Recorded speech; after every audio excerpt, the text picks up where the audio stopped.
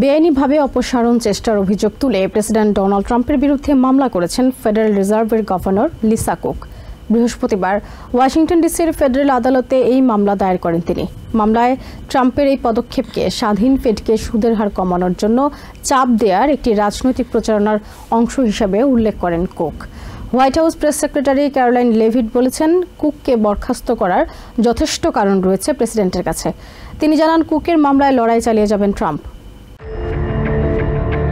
President ট্রাম্পের বিরুদ্ধে আইনি লড়াইয়ে নামলেন ফেডারেল রিজার্ভের গভর্নর লিসা কুক।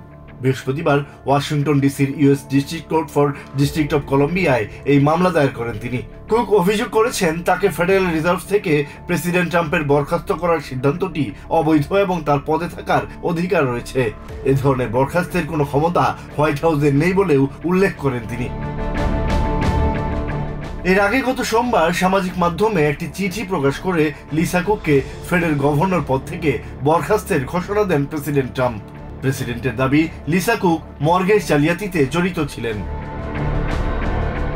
কুক তার মামলায় তাকে এভাবে বরখাস্ত করাকে নজিরবিহীন ও বেআইনি হিসেবে বর্ণনা করেছেন এবং তার অপসারণ হওয়া ঠেকাতে নিষেধাজ্ঞা জারি করতে আদালতকে অনুরোধ জানিয়েছেন। তিনি যুক্তি দিয়েছেন, তার বিরুদ্ধে মর্গেজ জালিয়াতির যে অভিযোগ আনা হয়েছে তা তাকে অপসারণের আইনি মানদণ্ড পূরণ করে না এবং সংশ্লিষ্ট অভিযোগটি তিনি গভর্নর পদে যোগদানের আগের।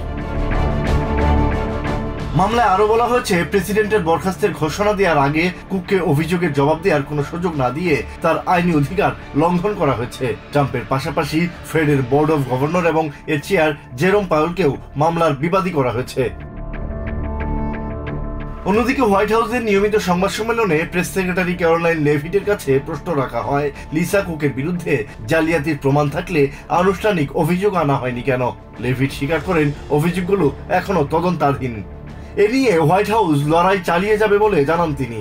লিসা কুকের পদে নতুন কাউকে মনোনীত করার জন্য প্রেসিডেন্ট ট্রাম্প মামলার নিষ্পত্তি হওয়া পর্যন্ত অপেক্ষা করবেন কিনা জানতে চাওয়া হয় লেভিটের কাছে। ফেডারেল রিজার্ভের প্রথম কৃষ্ণাঙ্গ নারী গভর্নর কুককে অপসারণে ট্রাম্পের পদক্ষেপের বৈধতা নিয়ে প্রশ্ন তুলেছেন অনেক বিশ্লেষক জন হাইলম্যান বলেন, শুধু ফেডের স্বাধীনতার জন্যই নয়, যথাযথ আইনি প্রক্রিয়া অনুসরণের প্রশ্নেও কুকের মামলাটি গুরুত্বপূর্ণ। Asad real, TVN 24 news desk.